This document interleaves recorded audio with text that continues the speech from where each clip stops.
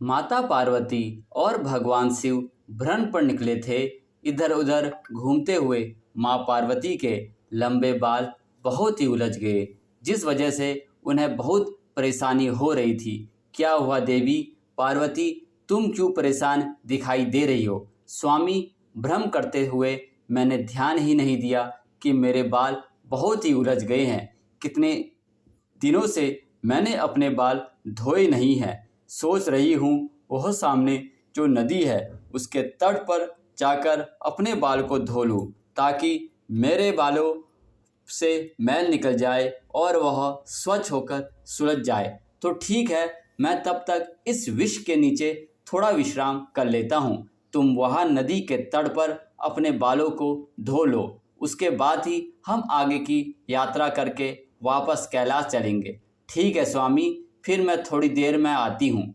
भगवान शिव विष के नीचे विश्राम करने लगे और माता पार्वती एक साधारण स्त्री का रूप लेकर नदी पर बाल धोने के लिए चली गई। माँ पार्वती नदी पर पहुंची तो सब औरतें उनके लंबे बाल देखने लगे। सुनिए, क्या आपके पास कोई ऐसा कोई साधन है ताकि मेरे उलझे हुए बाल सुलझ जाए? हम तो यहाँ पानी भरने आए हैं, हमारे पास भला क्या होगा? जो भी है हमारे घर पर है, तो क्या आप मेरी सहायता कर सकती है? मुझे अपने बालों को सुलझाने के लिए आवश्यकता है। क्या आप में से कोई मेरे बालों को सुलझा देगा? हाँ, हम क्यों तुम्हारे बाल सुलझाएंगे। हम ऐसे किसी के बालों को हाथ नहीं लगाते हैं। हमें तो नहा धोकर अपने घर में भोजन तैयार करना होता है। हमारे कपड़ों पर बाल गिर गए तो हमें तो नहाना पड़ेगा और इतना समय हमारे पास नहीं है। हाँ, हम नहीं तुम्हारे बालों को यहाँ सुलझा बैठेंगे। तुम्हारे बाल टूटकर हमारी साड़ी पर लिपट जाएंगे और अगर भोजन में कहीं भी बाल आ गया तो घर वाले बहुत गुस्सा करेंगे। चलो जी चलो, देर हो रही है। बहन, तुम्हारे बाल लंबे हैं, इन बालों पर कंघा फेरना पड़ेगा। थोड़ा तेल लगाना होगा ताकि बाल मुलायम हो जाए, फिर यह बाल आसानी से सुलझ जाएंगे। अच्छा, क्या तुम मेरे बालों को सुलझाने में मदद कर सकती हो? मेरे पास ऐसा कोई साधन नहीं है जिससे मैं अपने यह बाल सुलझा सकूं। इसके लिए घर में एक वक्त की रोटी खाने को नहीं है। तेल कहाँ से होगा तुम्हारे बालों में लगाने के लिए? तेल कहाँ से लाएगी? शांति बहुत गरीब है, यह एक छोटी सी झोपड़ी में रहती है। बहन, आप इन सब की बातों पर ध्यान मत दो। मुझ गरीब का तो रोजाना ऐसा मजाक सहना की आदत सी हो गई है। बहन, मैं घर से तेल और कंघा लेकर आती हूँ। हम शांति कुछ ही देर में तेल और कंघा लेकर माँ पार्वती के पास वापस लौटती है। उसने माँ पार्वती के बालों में थोड़ा तेल लगाया जिससे बाल मुलायम हो गए। शांति बहुत प्रेम से माँ पार्वती के बाल को सुलझा रही थी। धीरे धीरे बाल सुलझने लगे। जैसे जैसे शांति बालों को सुलझाई तो थोड़े बाल उसकी झोली में भी गिरते जा रहे थे। शांति हैरान रह गई। जो बाल उसकी झोली में गिर रहे थे वे सोने के होते जा रहे थे। माता पार्वती मंद मंद मुस्कुरा रही थी। शांति इस चमत्कार को समझ ही नहीं पा रही थी। माँ पार्वती के बाल पूरी तरह से सुलझ गए। घने लंबे सुंदर बाल पर वो बाल सोने के क्यों बन गए, इसका भेद शांति को जानना था। अचानक कंघा फेरते हुए शांति को माँ पार्वती के सिर पर पूरा ब्रह्मांड दिखाई देता है और माँ पार्वती अपने साक्षात रूप में आ जाती है। माँ पार्वती, आप एक साधारण स्त्री के वेश में। हाँ बेटी, मैं तुम्हारी अपनी माँ पार्वती। तुमने मेरे बालों को कितने अच्छे से सुलझा दिया है। तुम बहुत दयालु हो और सबकी मदद करने वाली हो, इसलिए मैं तुम पर बहुत प्रसन्न हूँ। बेटी, जो भी मनुष्य सदैव दूसरों की मदद करते हैं उन पर मैं प्रसन्न होती हूँ और अपनी कृपा करती हूँ। मेरे ये बाल अब सोने में बदल चुके हैं। अब तुम इस सोने को बेचकर अपने जीवन को सुखमय बनाओ। मेरा आशीर्वाद तुम्हारे साथ है। तुम्हारे घर पर अब धन संपत्ति की कभी कोई अभाव नहीं होगा। सदा खुश रहो। देवी मैया, आपकी सदा जय हो। जय पार्वती, जय माँ पार्वती। इसके पश्चात माँ पार्वती वहाँ से अंतर्धान होकर भगवान शिव के पास लौट जाती है। अपने उदार स्वभाव के कारण शांति की किस्मत पलट गई और माँ पार्वती के आशीर्वाद से उसका जीवन सुख स्मृति से भर गया। यह कहानी हमें सिखाती है कि हमें सदैव दूसरों की सहायता करनी चाहिए, जिससे हमेशा भगवान हमसे प्रसन्न रहते हैं और उनका आशीर्वाद भी हमारे ऊपर बना रहता है। भगवान शिव तपस्या से उठे तभी उन्होंने माता पार्वती को कहीं से आते हुए देखा। अरे देवी पार्वती, आप कहाँ से भ्रमण करके लौट रही है? देवी लक्ष्मी ने बुलाया था। बहुत दिनों से दोनों मिले नहीं थे, तो सोचा आज मिलकर आऊं। आपको पता है, विष्णु जी ने देवी लक्ष्मी के लिए बहुत सुंदर लहंगा साड़ी बनवाई है, खुद अपने हाथों से सिली है। मेरा मन है आप भी मेरे लिए एक सुंदर सा लहंगा अपने हाथों से सिलो। मुझे भी आपके हाथों का सिला लहंगा पहनना है। माँ पार्वती की बात सुनकर शिव जी जोर से हंसे। अरे देवी पार्वती, आपको लगता है मैं सिलाई कर पाऊंगा? यह सब कार्य करना मेरे बस की बात नहीं है। विष्णु जी ने भी देवी लक्ष्मी के लिए सिलाई की है। आप मेरे लिए इतना नहीं कर सकते? आप मेरे लिए लहंगा सिलना ही होगा। बस मैंने कह दिया तो कह दिया। मैं भोजन बनाने जा रही हूँ।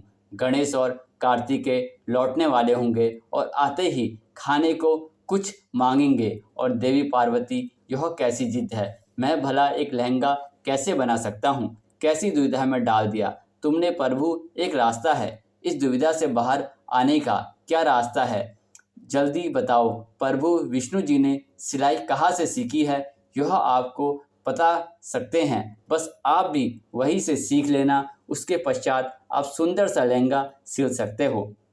माता पार्वती को प्रसन्न करने का अब कोई और रास्ता नहीं था। उन्होंने कहा, ठीक है माता पार्वती, जब तक आपसे बात नहीं करेगी, जब तक आप उनकी यह इच्छा पूरी नहीं करते हैं। यह तो तुम सत्य कह रही हो नंदी। अब मुझे पता है कैसे कैसे पापड़ बेलने पड़ते हैं पति को मनाने के लिए। चलो मैं विष्णु जी से मिलकर आता हूँ। शिव जी विष्णु जी से मिलने पहुँचते हैं और उन्हें सारी बातें कहते हैं। इसके लिए तो आपको यमपुरी जाना होगा।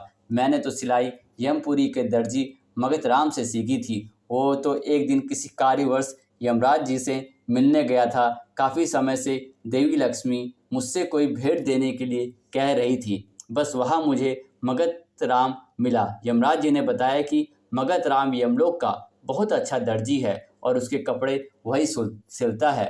बस मैंने उससे सिलाई सीखी और मैंने लहंगा साड़ी तैयार की। बस वो उपहार देवी लक्ष्मी को बहुत पसंद आया। उसके पश्चात की सारी कहानी आपके सामने है। ठीक है विष्णुदेव, फिर तो मैं यमलोक को जाता हूँ। विष्णु जी से वार्तालाप करके भगवान शिव यमलोक की ओर चढ़ पड़े। कुछ देर में शिव जी यमलोक पहुँचे। उन्होंने यमराज जी से अपनी बात कही। महादेव, मगध राम के पास आजकल बहुत भीड़ है। स्वर्ग के देवताओं के साथ साथ नर के सभी बहुत से प्राणियों की भीड़ उसके पास लगी हुई है। भीड़ में क्यों?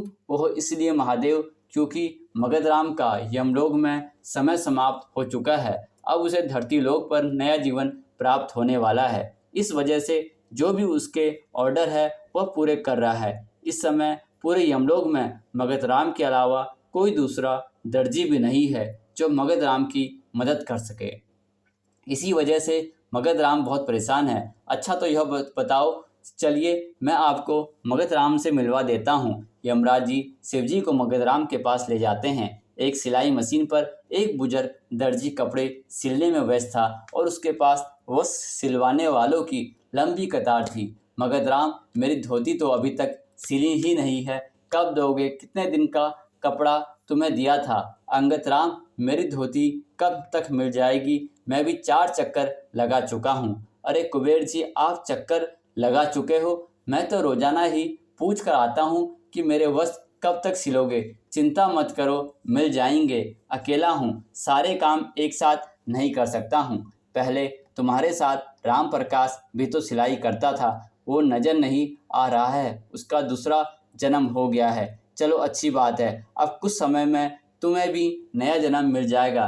तभी यमराज और महादेव आ जाते हैं। बस सब कुछ दिल की बात है। मगध राम भी धरती लोक पर नया जन्म प्राप्त करेगा। वैसे कुछ समय बाद एक 95 वर्ष के दर्जी यहाँ आने वाले हैं, पर महादेव आपको तो यह कार्य जल्दी करवाना है। मगधराम, यह कार्य तुम ही कर सकते हो। मगधराम, स्वयं भगवान शिव जरूरी कार्य है जो तुम्हारे पास आए हैं। मुझसे मिलने अगर सिलाई के लिए कोई वस्त्र देना है तो क्षमा करे प्रभु, अभी तो मेरे पास बिल्कुल भी समय नहीं है। नए ऑर्डर लेने का तो बिल्कुल भी समय नहीं है, इसीलिए मैं कोई नया ऑर्डर नहीं लूँगा। शिव जी कहते हैं कि मुझे काम सीखना है और वो भी सिलाई सीखनी है, बल्कि मैं खुद सिलाई सीखनी है, इसलिए मैं तुम्हारे पास आया हूँ। मुझे देवी पार्वती के लिए एक लहंगा सिलना है जिसमें तुम मेरी सहायता कर सकते हो। मुझे सिलाई सिखाकर आपको माता पार्वती के लिए लहंगा सिलना है। ठीक है, मैं आपकी मदद करूंगा, पर आपको बहुत मेहनत करनी होगी। सबसे पहले कपड़े की कटाई करना सीखना है, उसके पश्चात आप सिलाई करना सीख पाएंगे। मैं सब कुछ सीख लूँगा, बस तुम्हें मुझे सिलाई कढ़ाई में इतना निपुण कर दो कि मैं एक लहंगा सिलकर तैयार कर दूँ। देवी पार्वती प्रसन्न हो गई और कहा, ठीक है, मैं सिखा देती हूँ। कब से शुरू करना है? नेक काम में देर कैसी, अभी से शुरू करते हैं। अति उत्तम मगधराम, मेरे वस्त्रों की कोई जल्दी नहीं है, तुम आराम से सिल देना। अब तो मैं चलता हूँ, चिंता मत कीजिए यमदेव, अब मैं आ गया हूँ ना। अब मगधराम का सारा काम जल्दी पूरा हो जाएगा। महादेव जी ने सिलाई सीखनी शुरू कर दी। यह लीजिए प्रभु, यह रहा कपड़ा, बस यह रही कैंची। अब जैसे जैसे मैं आपको बताता हूँ वैसे वैसे आप कपड़े काटिए। मगधराम महादेव को कपड़ा काटना सिखाना शुरू करता है। वैसे तो भगवान अपने चमत्कार पल भर से सब कुछ कर सकते हैं, पर उन्होंने उस समय किसी चमत्कार से नहीं बल्कि स्वयं अपने हाथों से सारा कार्य खुद किया, सिलाई सीखी और इस इच्छा को देखते हुए उन्होंने सिलाई सीखनी शुरू कर दी। मगधराम ने शिवजी का पूरा साथ दिया। शिवजी भी मगधराम की बहुत मदद करते थे। शिवजी धीरे धीरे सिलाई सीखने लगे। अब वह और भी जल्दी जल्दी मगधराम के सारे ऑर्डर पूरे करने लगे, उसकी मदद करने लगे। मगधराम की धरती पर जन्म लेने के लिए एक दिन शेष रह गया था। तब तक भगवान शिव पार्वती के लिए बहुत सुंदर लहंगा सिलकर तैयार कर चुके थे। प्रभु, आपके साथ काम करके बहुत आनंद आया। मुझे खुशी है कि आपने माता पार्वती के लिए लहंगा सिलकर तैयार किया है। मुझे पूरा यकीन है माता पार्वती को यह लहंगा देखकर बहुत खुश होगी, क्योंकि यह लहंगा आपने स्वयं अपने हाथों से सिला है। मगधराम, यह कार्य तुम्हारे प्रयास के कारण ही सफल हो पाया है। मैं तुम्हें सिलाई सीखने के बदले मैं कुछ दे नहीं पाया। मांगो, तुम्हें क्या उपहार चाहिए? प्रभु, आपके साथ कुछ दिन बिताने का समय मिल गया, आपका आशीर्वाद प्राप्त हो गया, मेरे लिए यही सबसे अनमोल उपहार है। बस अगले जन्म में भी मुझे आपका आशीर्वाद प्राप्त होता रहे, आपकी कृपा मेरे ऊपर बनी रहे, मुझे बस यही आशीर्वाद चाहिए। तथास्तु। मेरी कृपा से तुम्हारे आने वाला जन्म बेहद सुखद रहेगा। तुम्हारे जीवन में किसी भी प्रकार की कोई कमी नहीं रहेगी। मेरा आशीर्वाद सदैव तुम पर बना रहेगा। जाओ मगधराम, अपने नए जीवन की शुरुआत करो। मगधराम को शिवजी के आशीर्वाद के साथ नया जीवन प्राप्त हो जाता है। उधर जब शिव वापस कैलाश लौटते हैं और माता पार्वती को यह बात पता चलती है कि भगवान इतने दिनों से यमलोक में रहकर सिलाई सीख रहे थे, तो उन्होंने स्वयं अपने हाथों से उनके लिए लहंगा सिलकर तैयार किया है। तो माता पार्वती का खुशी का ठिकाना नहीं था। वह खुशी से मुस्कुराती है और लहंगा पहनकर बहुत सुंदर तैयार होती है। भगवान शिव माता पार्वती को अपने हृदय से लगा लेते हैं और सभी देवता उनके अद्भुत प्रेम को देखकर उन पर फूलों की वर्षा करते हैं। माँ पार्वती ने भगवान शिव से एक प्रश्न पूछा, जिसके बाद भोलेनाथ ने एक कथा सुनाई और अमर हो गया। कबूतर का जोड़ा उसी अमर कथा से जुड़ी है। यह पौराणिक कथा, एक बार नारद मुनि कैलाश पर्वत पर भगवान शिव से मिलने पहुँचे। नारायण प्रणाम माता, आइए। देवर्षि नारद, कैसे आना हुआ? माते, मैं तो भगवान शिव और आपके दर्शन करने आया हूँ, पर महादेव कहीं दिखाई ही नहीं दे रहे हैं, तो भ्रमण के लिए गए हैं, कुछ देर बाद लौटेंगे। देवर्षि नारद माँ पार्वती से वार्तालाप करने लगी। तभी उन्होंने माँ पार्वती से पूछा, माते, क्या आप अमर कथा के बारे में जानती हो? अमर कथा वो कौन सी कथा है? उसके बारे में तो मैं नहीं जानती हूँ। नारायण नारायण माते, जब भगवान भोलेनाथ आएंगे तब आप उनसे इस बारे में पूछना। अच्छा माते, मैं चलता हूँ। नारायण नारायण। पार्वती माता सोच में पड़ गई कि ऐसी कौन सी कथा है जो स्वामी ने मुझे नहीं कभी भोलेनाथ कैलाश पर लौट जाते हैं। माता पार्वती उनसे इस बारे में चर्चा करती है। प्रभु, आपने मुझे कभी अमर कथा के बारे में क्यों नहीं बताया? मुझे आज और अभी अमर कथा सुननी है। ठीक है देवी, मैं आपको आज अमर कथा सुनाऊंगा, परंतु उसके कुछ नियमों का पालन करना होगा। अमर कथा के दौरान आपको एक क्षण के लिए भी सोना नहीं है।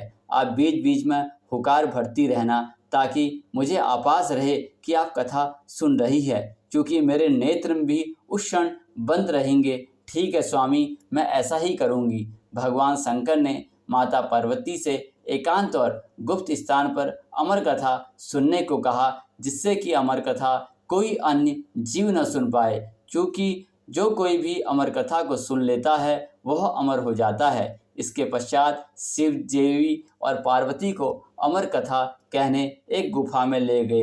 पुराणों में कहा जाता है शिवजी ने वह कथा माता पार्वती को सुनाई और अमरनाथ की पूरी कथा, अपनी साधना की अमर कथा सुनाई, जिससे हम अमित कहते हैं। परिचित कथा के अनुसार भगवान भोलेनाथ ने अपनी सवारी नंदी को पहलगांव पर छोड़ दिया। जटाओं से चंद्रमा को चंद्रवाड़ी में अलग कर दिया। गंगा जी को पतंजलि में तथा कटाभूषण सर्प को शेषनाग पर छोड़ दिया। इस प्रकार इस पड़ाव का नाम शेषनाग पड़ा। अगला पड़ाव गणेश पड़ता है। इस स्थान पर भोलेनाथ ने अपने पुत्र गणेश को भी छोड़ दिया था, जिसको महागुण का पर्वत भी कहा जाता है।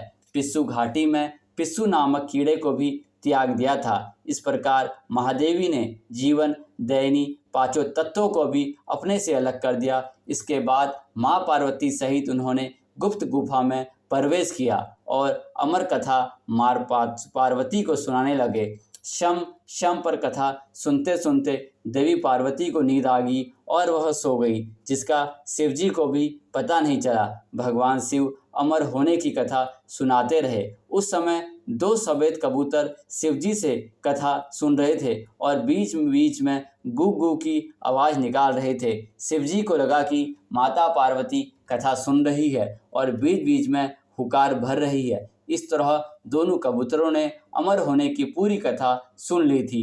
कथा समाप्त होने पर शिवजी का ध्यान देवी पार्वती की ओर गया।